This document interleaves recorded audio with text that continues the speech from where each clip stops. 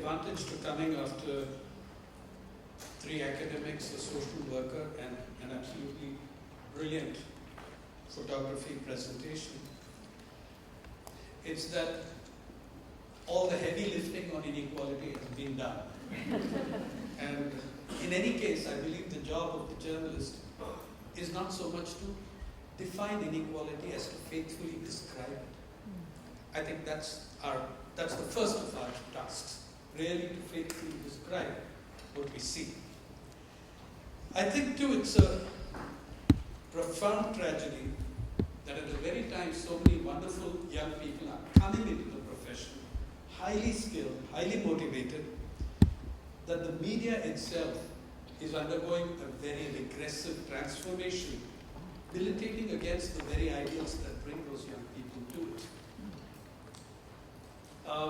Radha was mentioning the beats, the disappearance of the beats that cover issues related to inequality. On September 20th, I completed 36 years in this profession. September 20, 1980, my first day at work at the United News of India, I watched a very prophetic brawl. I walked in to find 2 veteran journalists, fueled by high spirits, beat the hell out of each other in the canteen of the United News of India. There's a moral to it somewhere. There was something prophetic about that fight. The business reporter beat the living daylights out of the labor correspondent. The labor reporters thereafter promptly went extinct and haven't been heard of since. Not a single newspaper in India today has a full-time labor correspondent. Not one. Labor is handled by the industrial relations portfolio of the business reporter. So the same guy speaks for the management, for the reporter, on behalf of business. I was struck by the comment on the changing vocabulary. You know, once upon a time, there were many schools of journalism, and once upon a time we were journalists, now we are content providers. Once we had readers, viewers, audiences, now we count the number of clicks. Here's one of your fundamental dilemmas, whether in India or elsewhere. An incredibly diverse, incredibly heterogeneous planet. We seek to cover it with an increasingly homogeneous and narrow media. The media are getting more and more concentrated, more and more narrow, more and more homogeneous, in a world where the heterogeneity is standing out more and more. It can't be done. It will fail. Make no mistake about it. However bad that sounds, it will fail. And this has a lot to do, and you know, in the discussions on inequality, I'd like to hear the words corporate power. Because you can't understand inequality. You know, trying to understand inequality in the world today, trying to describe, understand the impacts without looking at corporate power is like doing Hamlet without the Prince of Denmark or Macbeth without Banquo's ghost. I mean, there's a huge correlation between the rise of that power, especially in the media. Especially in the media. There's a huge correlation between the rise of that power and our shrinking spaces. Make no mistake, even in today's media, there are spaces. Even in today's media, there are zones of relative autonomy that allowed a journalist like myself to exist for 36 years. But those spaces, those zones are shrinking. And they are not shrinking slowly. You should know that public relations jobs are growing about 3 times faster than journalism jobs. Okay? That's why I was thinking when one of the commentators, one of my earlier speakers said that, I think it was Donald, that stenographers have been displaced. Actually, I think they've been replaced. You know, I see that while there is a space in journalism for us, for reporters, while there is a relative zone of autonomous freedom, We are being forced towards two schools of journalism, really. One is journalism, the other is stenography, especially corporate stenography. You know, in 2014, the giant Time Incorporated, which brings out Time magazine and Sport Life and other very important publications, Time Incorporated CEO issued a memo, an internal secret memo that was promptly leaked by about 40 people and got out on the Gawker. You know what the memo did? It rated journalists on the basis of how business-friendly their writing was. And layoffs were made on that basis. Layoffs of journalists were made on the basis of how friendly their writing was to business interests. You'll be very entertained to know that as they categorize the journalists, quality of writing, prolificity of writing, beneficial, the exact word was beneficial to business advertising relationship. The guy who scored highest on beneficial to advertising relationship scored lowest on quality of writing.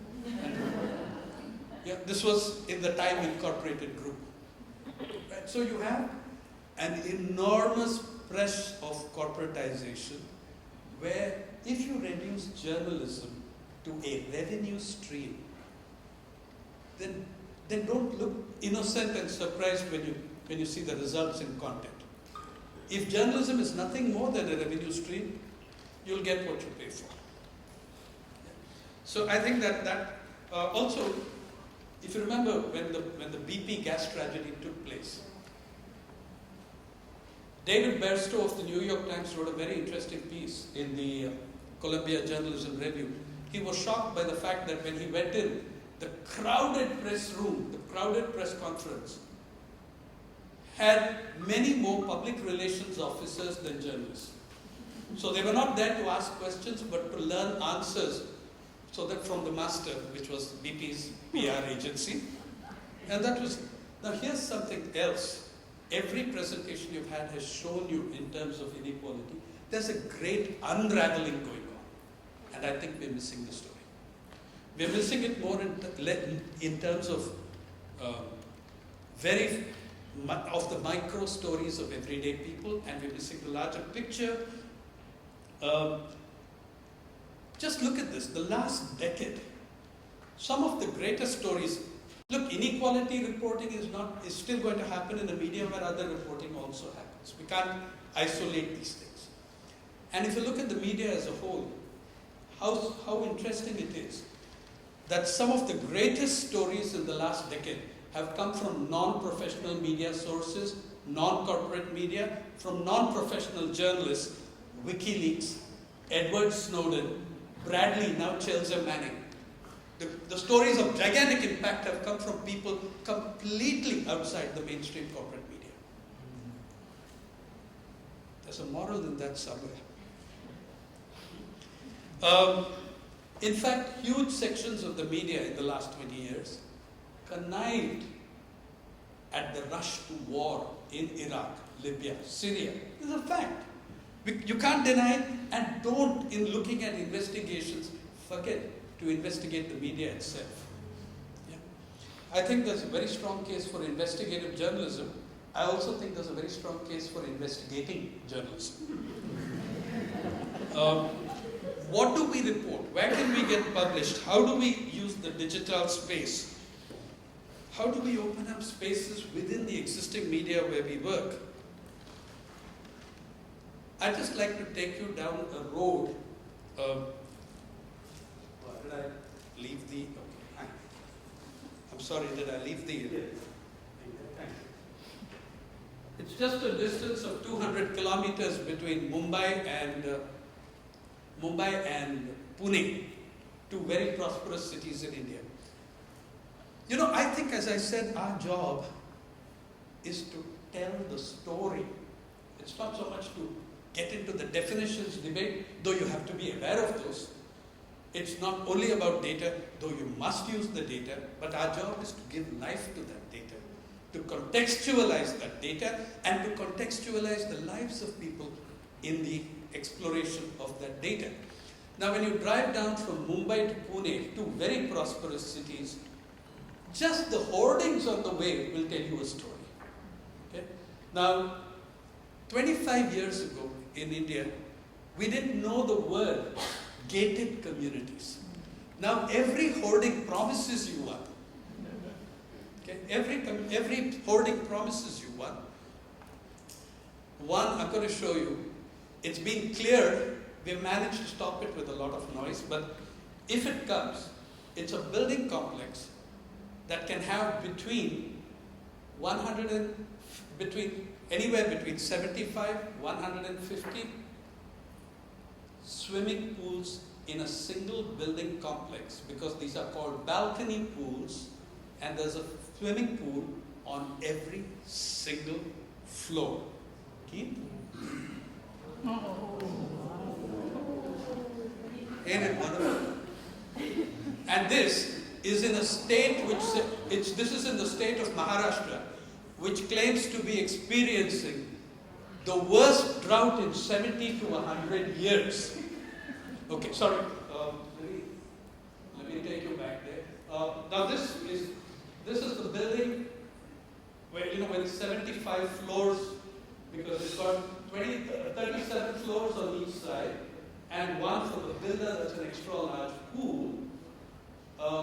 That's the vision or nightmare, as you will, of the architect when it's completed. And in case those pools were not good enough for you, they have an extra big one below. And on two sides of the building, now this is the crude, gaudy Mumbai style. Now if you went to my hometown, which is Chennai, we are more refined people. We plan for one on every third floor. But, so you see, there are cultural differences and stuff. But on the road, my favorite hoarding on the way from Mumbai to Pune is this spectacular thing. Luxury homes with an attached forest reserve. Now, in the state of Maharashtra, even the damn tiger doesn't have a separate forest reserve. But the builders do. Okay? There you are with them. A few kilometers away from these boards are how the majority of poor Indian women collect their water. That's inequality. In the regions of Marathwada and Vidarbha, that's from England, by the way, in London, 100% glass swimming pool of spectacularly strong glass that's to come up, pretty close to the US Embassy in London. And you can see, it's spanning a major avenue. So you can swim and wave at all those little people down there in the traffic. She, by the way, is collected. She's a Dalit. Even if she stands first in the queue, she gets her water last. Okay? So, anyway, there's any number of photos. You can go through them if you like, but I won't take your time with that.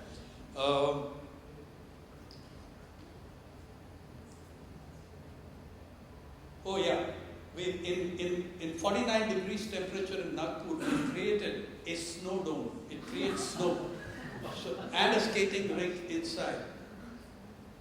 This is the manifestation of our new inequalities, which are feeding into and reinforcing existing ones of caste and gender.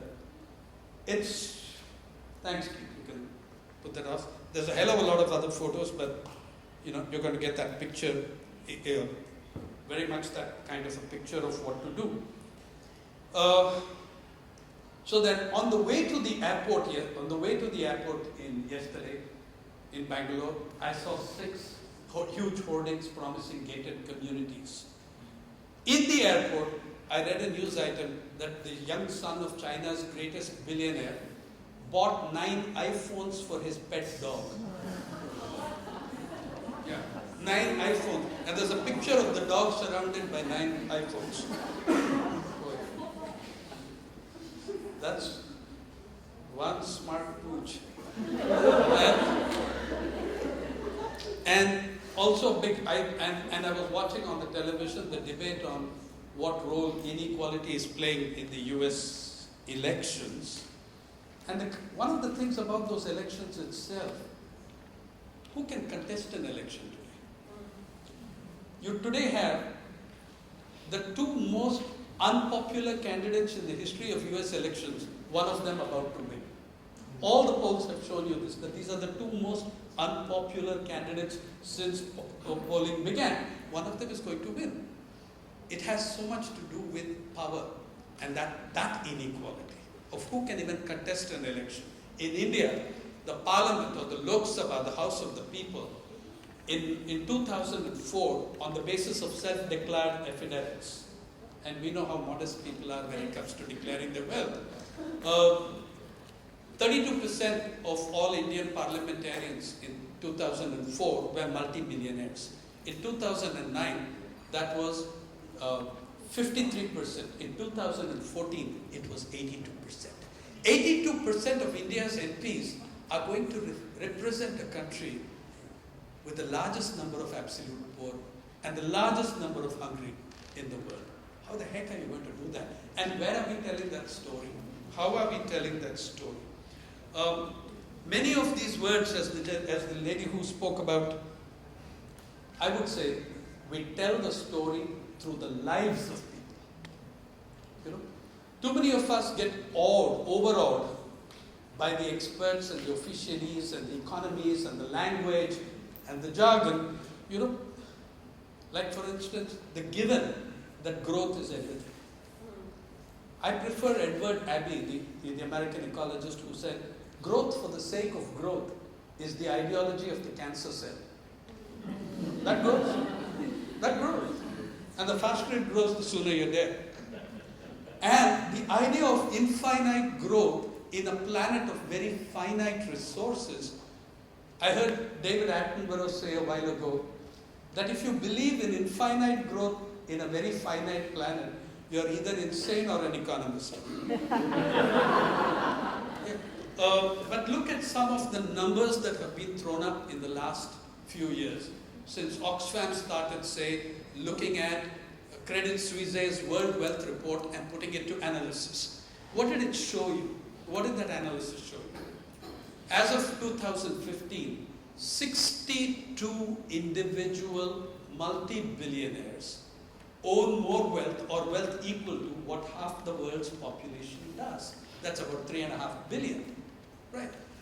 That number in 2013 was 83 individuals. In 2014, it was 70 individuals. In 2015, it's 62 individuals. Now, none of these are precise, accurate figures. What they do is to show you a trend. What they do is to show you a broad trend. You don't have to take the number literally in every case. But, you know, it doesn't just show you how rich 62 people are. It shows you how completely deprived half the world's population is. That's what it also shows you. More importantly, how badly off half the world's population are. Look at this. Between 2010 and 2015, that half of the world's population, the poorer half, its wealth fell by $1 trillion, while the wealth of the richest 62 grew by $500 billion from up to reach 1.76 trillion. Now, how would this? You can look at that in terms of individuals. You can also look at it in terms of corporations, but I'll come to that in a moment. How does this show in India?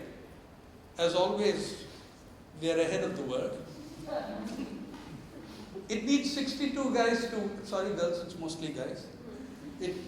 Only 53 of those 62 are men, only 9 are women. Okay? In India, we don't need 62 people to own half the population, wealth of half the population. That's taken care of by 15 individuals. Yeah, the 100 richest individuals in India, we are putting together a young economist, Srujana Bodapatti, put together the data of ForbesBillionaires.com, my favorite website. The NSS decile-wise wealth in India, household wealth, the official data of the of the Credit Suisse wealth data. You can find those who are interested. India comes on page 149. And it shows you that the single richest Indian owns more wealth than the bottom 20%.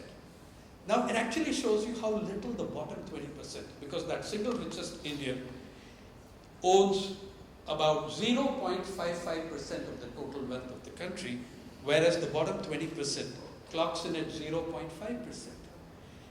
The 100 richest Indians own 10.09%, 10.92%, and they own more than 69% of the population, which owns a mere 9.84%. You can look at it in individuals, but look at this huge explosion of wealth in India. It's the same India where 300,000 farmers have committed suicide in a period of 20 years, and that's a government figure.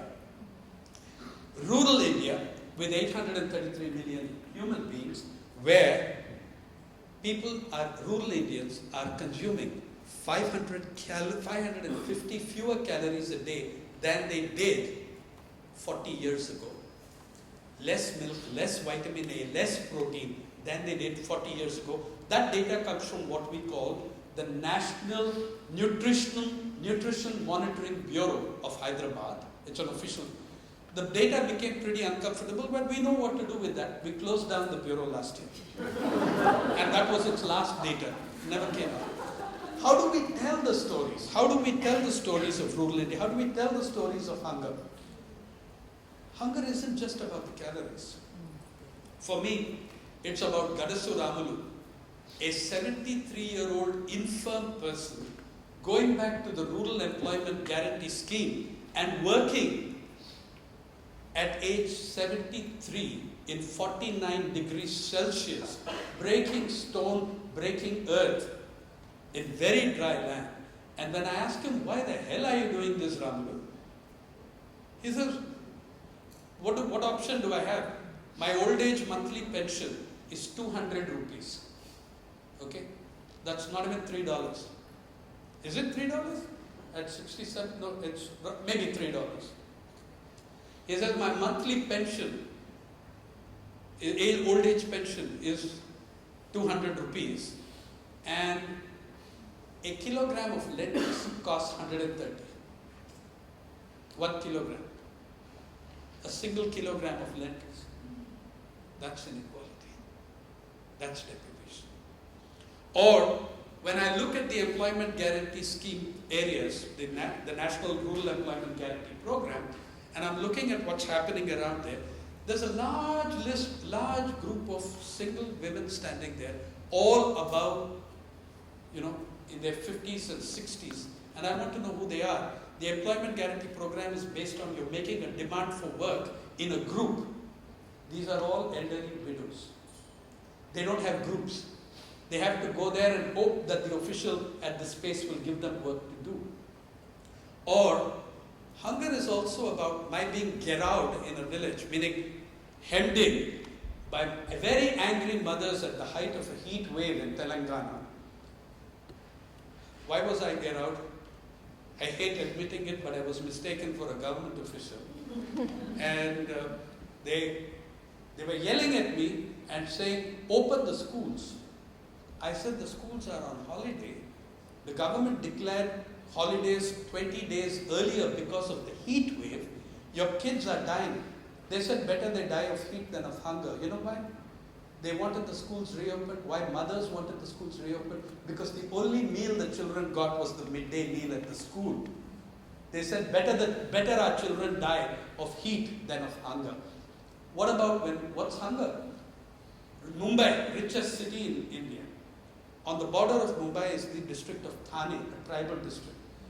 Teachers approach me and ask me, if you're writing about midday meals, can you demand that the midday meal on Monday is double the ration size of the other days? I said, I don't get it. Why should the midday meal rate? They said, because we can't teach till Monday midday meal has been had, since the children are sitting there without a morsel in their stomachs since the Friday midday meal. I learned that even in Finland, in remote towns, there is still the practice from the 40s that the Monday midday meal is much larger than the other days, because the assumption is that the children have come from poor households and have had pretty little to have over the weekend. So these stories are there. The stories are there.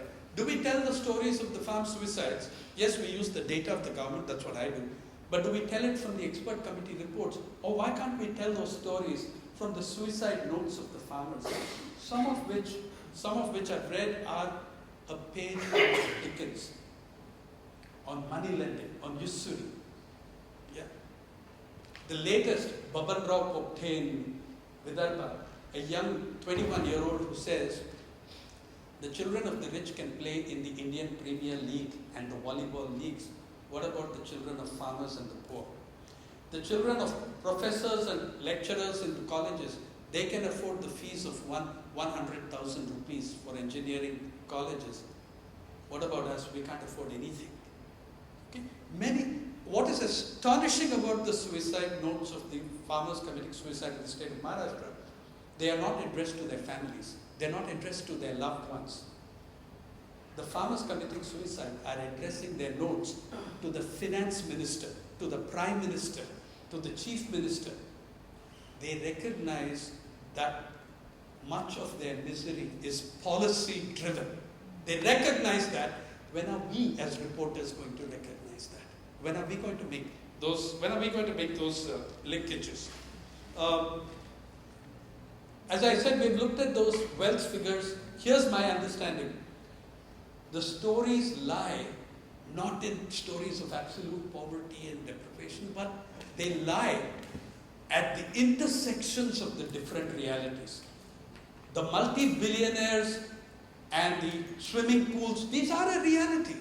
They are as much a reality as the poverty. It's at the intersections of these realities that you are going to find stories galore. I don't believe in our countries, at least certainly in India. A reporter who tells you that I don't know where are the stories is a moron. The stories kick you in the face. They beg to be done. You are spoiled for choice with the number of stories that you have. But so far, we have looked at it in individuals. Look at it in terms of what I said about corporate wealth. Global Justice Now, the NGO in UK, has just come out with these new figures. Of the 100 wealthiest economic entities in the world, 69 are corporations. Only 31 are individuals. 69 of the 100 wealthiest entities in the world are corporations. In 2014, the ratio was 63-37. In 2015, it is 69-31. That rise of corporate power. Look at the amount of coverage we give Davos at the World Economic Forum.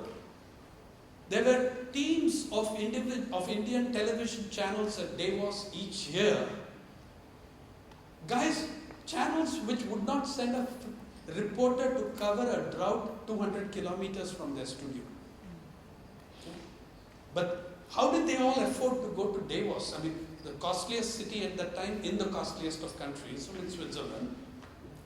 One day we figured out and did a little investigating of journalism and found that many of these journalists were actually funded by an alliance of the Confederation of Indian Industry and the Commerce Ministry of India. After that, we stopped. Just imagine that of these 69 corporate entities that are in the 100 richest entities in the world, Shell, Apple, and Walmart, each of these corporations,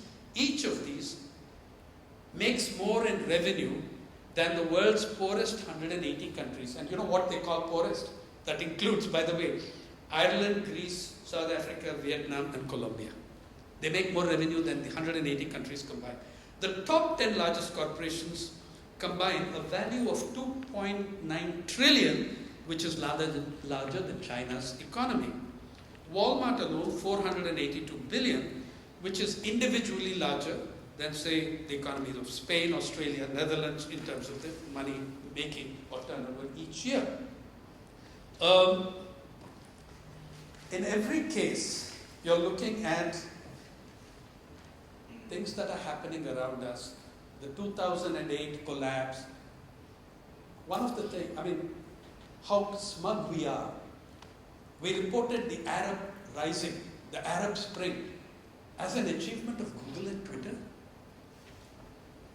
It had, you know one thing, if you look at the price rises in the 4 countries which had the Arab Spring. In 2008, all of them had food riots. All of them had food riots. Thanks. And if you look at 2010, another of my favorite websites and magazines, the Fortune 500 list, the 100 fastest growing companies in the world, which were in the top 10 in terms of profit and rate of profit, food companies, agribusiness, food processing. When the rest of the world collapsed in 2008, they continued to make super monopoly profits. There are stories to be told, and they are to be told through the lives of people. I would ask that as reporters, one of the big processes that's on everywhere, I mean, not a small city-state like Singapore perhaps, but everywhere, most parts of the world, is the collapse of the rural. And somehow we think that this is a good thing, and this is how history decided it should be, this is how it is inevitable. You're looking in 50 years at, you're looking in 30, 40 years at about 30, 40 cities across the world that will have populations of more than 20 million. What kind of public health issues will you have? What kind of security issues will you have? What kind of living standard issues will you have? I think, are we reporting the retreat of the rural enough in terms of the stories of migrants and migrations? The largest movements of human beings in our history are on in terms of migrations. Never separate, I would say for reporters, never separate stories of poverty from stories of wealth and how that wealth came to be. Look, journalism, art, literature did not come about from the investments of corporations. Journalism, art, literature, they came from society, they came from communities. And I think the challenge, the tremendous challenge, is how to take it back to communities. There are many efforts on in parts of the world where people are trying to give communities in the digital space a greater say over telling their stories. Tomorrow, if some of you are with me, I will come to one of those examples. Yeah. But I think, unfortunately, we don't have the luxury of fighting only on one front. Here's a peculiar thing. We have to rescue journalism from the media. Okay? Because they're not the same thing anymore. Yeah. I think that challenge before the reporters is telling the story. It's a kind of guerrilla journalism. When they burn one forest, you run to the next. And eventually you will be unemployed. But how do you utilize the spaces that are there? And how do you create new spaces that pressure the old ones? It's not impossible. It will be extremely difficult. It can be done. It will be done. Thank you.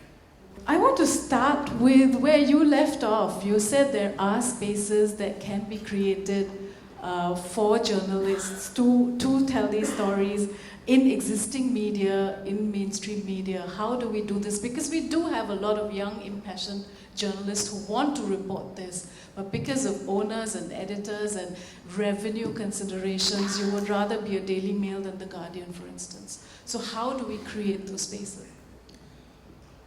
You know, I began by saying that I think it's a profound tragedy of our time that precisely when so many wonderful, young, highly motivated, idealistic people are entering the profession, the media is changing another way. In part of the vocabulary game, one of the most corrupt practices in journalism, paid news, which story I broke in India in 2009 and have never stopped being attacked for since, is now called native advertising. We got a new word for it. Native advertising. It's corrupt, presenting to the readers advertising as news, and that's not called native advertising. What happens, I'm saying there are still spaces. The fact is, still we get, like say you got the huge investigation and stories on the Panamas by 100 and over 100 journalists across the world, collaborating and bringing it out. The media didn't do justice to the journalism. It didn't get that kind of coverage, but the journalism got done and could go up in different places. In India, the Indian Express was part of that investigation, or at least some reporters of the Indian Express were part of that investigation. So you can do it. Okay. Second, there are spaces where if your newspaper is killing the story, you can release that story somewhere else and say, see, I told you it was going to come somewhere else. I mean, that's how Blitz made a living when I worked for 10.5 years. Many of our great stories were just killed down the street in the Express or in the Times of India. And we would carry it under some name, and then that reporter would tell his chief reporter, didn't I tell you that others would get it? Of course others got it because the reporter came and gave it to us. Yeah, but there is that much wiggle room. The wiggle room is shrinking. How can you combat it? Look, there is no escape from fighting for diversity, which means fighting monopoly. There is no escape from having anti-monopoly legislation. If you think that somehow you can fight battles in the media without corporate takeovers. Today, one individual, I said the richest individual in India who owns more wealth than 20% of the population, he owns pretty much half the media. Mr. Mukesh Ambani owns Network 18. He owns more channels than he can name. Yeah, I can tell you that because he owns what is called ETV, bouquet of channels, barring the Telugu language channels of ETV. The 19 other languages, what you see, George, as ETV Malayalam, or ETV Odia, or ETV Marathi, they're all owned by Mukesh Bhai, who can't speak those languages nor knows that which ones he owns, but he owns them. Right? So you have to be able to take a position that democracy means diversity. That you cannot be the only game in town. That Mukesh Bhai can't earn him 5 years down the line, he may own all of us. There are no laws, no legislation, nothing to prevent monopoly takeovers of the media in India, for instance. And where there were such laws in the US and UK, they've been progressively undone. So, fighting monopolies. Second, strengthening public broadcasters. I don't mean government broadcasters. I mean making those government broadcasters into public broadcasters. There was a time when BBC, CBC in Canada were far more strong than they are today as public broadcasters. That too was undone in the last 25, 30 years, undermined significantly, though they are still significantly better than the monopoly broadcasters of the private sector. So there are a number of things that you can do. Fight monopoly, make laws in favor of diversity, strengthen public broadcasters, and by the way, everyone belly aching about the media, here's something I'd like to tell you. You have no business to complain if each one of you is not supporting through subscription, through donation, at least 3 of those independent media ventures that are trying to give you information, that are doing so on 0 budgets. Yeah? Are you subscribing to those magazines and journals? Are you even contributing stories to them? I have founded something called the People's Archive of Rural India. You'll be astonished how many mainstream journalists working in very high positions are giving us stories under assumed names because they want fly in their channels. They want to be published in their newspapers. They come to us. There's that possibility also. So in fact, it's a guerrilla kind of alliance. One of a very, very senior journalist in a very major channel in the country, holding a very high position. I go to the channel for one of those yak shows where 5 idiots discuss something for half a day, of which they know nothing. And she came up to me, she was the big boss in that setup, and whispered into my ear and said, "Can you give me some journalism to do before I go insane?" We did. So there are a number of things we can do. It's not impossible. Thank you so much, Mr. Sainath. I'm Audrey from China. Just now you mentioned Wang Sicong, son of China's top rich man Wang Jianlin. He bought 7 new iPhone 7 for his dog. Actually, that's not the first time he does such a thing. Last year, he bought 2 new Apple Watches for her, the dog. There's a very hot debate on China's social media now. A lot of Chinese young netizens say, Wang Sicong might not hurt anyone by doing that, but why do the Chinese journalists care so much about that? In the same time, there is a very poor mother killed 4 her children and then committed suicide last week. But few people know about that. And I saw one defending excuse. It's that in the digital media age, people just pay a lot of attention to, or just are very interested in the fancy life of the super rich than the sad stories of the poor in China. What do you think about that? Thank you. It's saying that it's the people responsible for this, that it's what the people are fascinated with, is a kind of blaming the victim. People didn't ask us to remove the labor beat. People didn't ask us to kill the poverty beat. People didn't ask us to kill the employment beat. Right? We consciously drove an agenda of entertainment, sex, and crime, deciding that these were what were selling beats for the advertiser. The kind of content is driven by the advertiser and by advertising revenue, not by the gory fascination of people. Of course, you will get a generation that thinks that that is news, if they've grown up in a media environment giving them only that. Of course. I've been a journalism teacher for 30 years. And I find a generation has come into being with no knowledge of its country, of its society, of the complexities of society. And really, a lot of them think that this is news. So, newspapers carry supplements like the Bombay Times or something like that. After the exposure of the paid news scandal, the Bombay Times was forced. Now it carries under the masthead informational, entertainment, and sponsored material. It quietly admits that every word you're reading below has been paid for, but most people don't know that.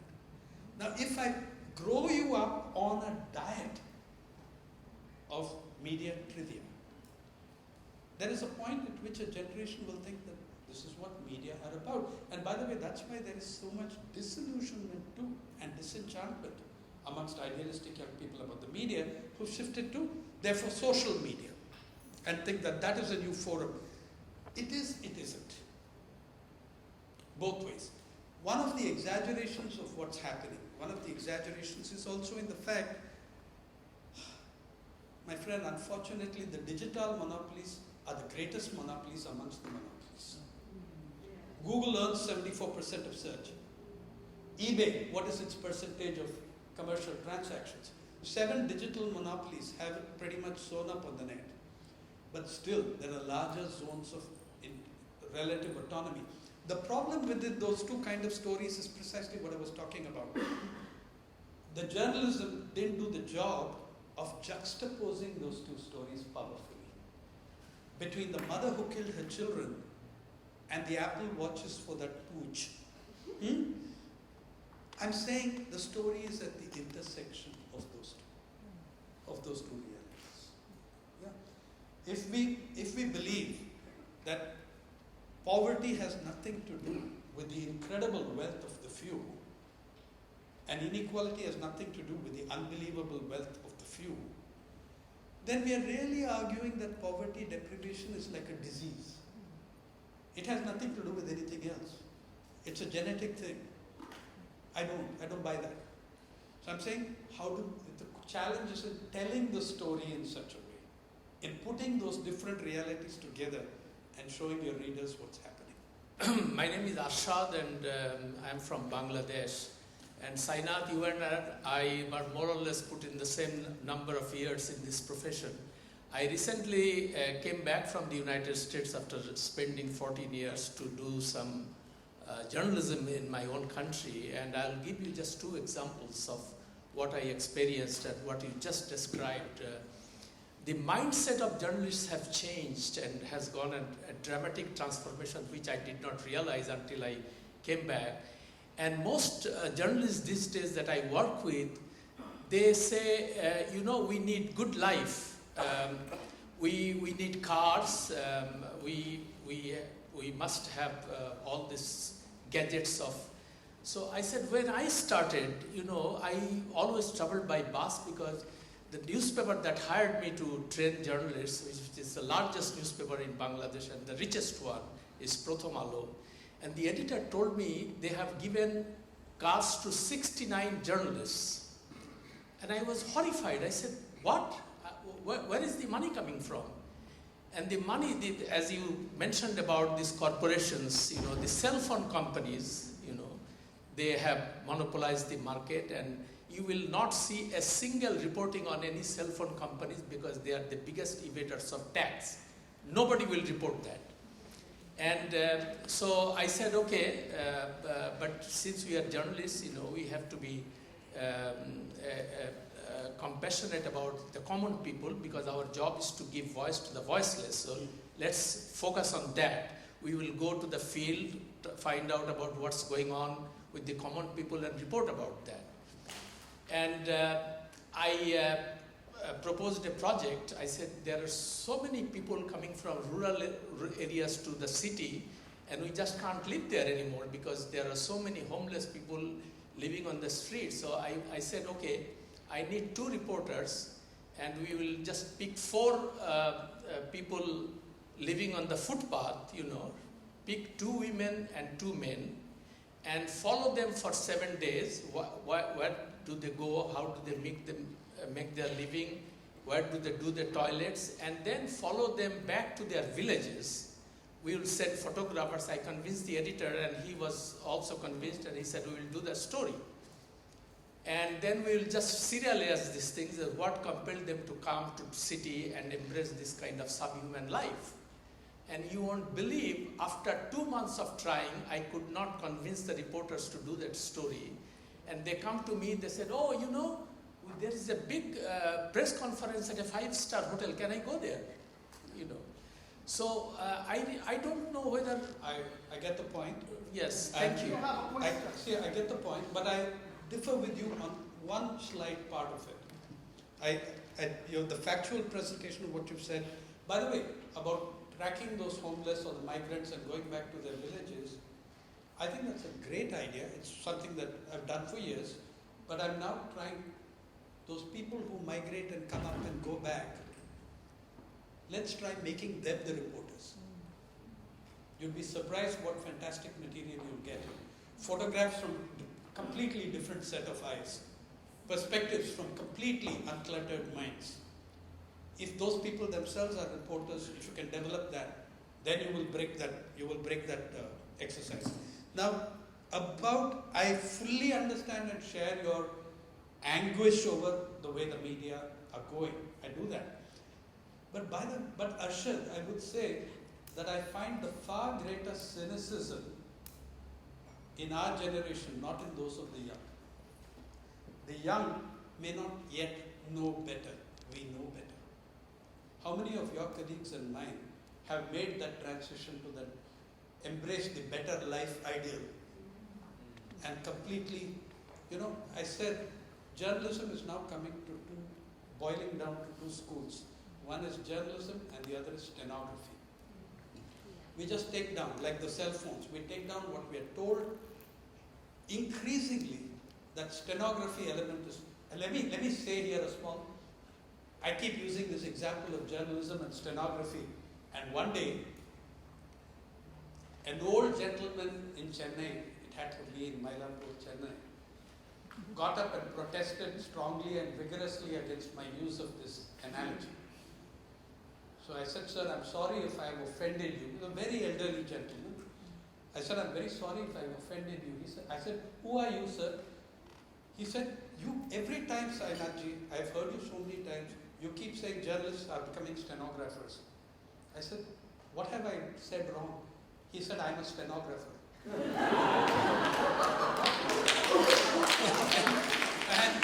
and I said, really? He said, I worked 34 years in the courts, including the High Court, as a stenographer, and we are much better than you journalists. I said, please tell me about it. He said, you know, as a stenographer in the court, I take down everybody's version. What the judge says, what the defense says, what the prosecution says, what the victim says, what the villain says. I report all of that faithfully. You guys only take down what the powerful say. And so we are stenographers to power. Yeah. Ever since then, I've been cautious and qualified my statement by recalling that old gentleman and the hiding he gave me in public. Yeah. But the thing is this, that it's our generation of editors that have set those beats, not the young people. It's our generation of editors that have determined that agriculture correspondent is someone who covers the agriculture ministry, not the fields and the farms. That decision wasn't taken by the young reporters. They've come into a media environment where there is nothing different. When I went in 1980, and you belong to, there was an employment reporter. There was a labor reporter in every newspaper. There was a farming reporter in an agriculture reporter, field reporter for every newspaper. Those things have gone. Okay? You need to fight to restore them. But I would suggest, again, try broadening journalism outside corporate media to get journalism out of communities, out of people, out of societies, out of social workers, out of photographers, out of people. Thank you. I think we're out of time.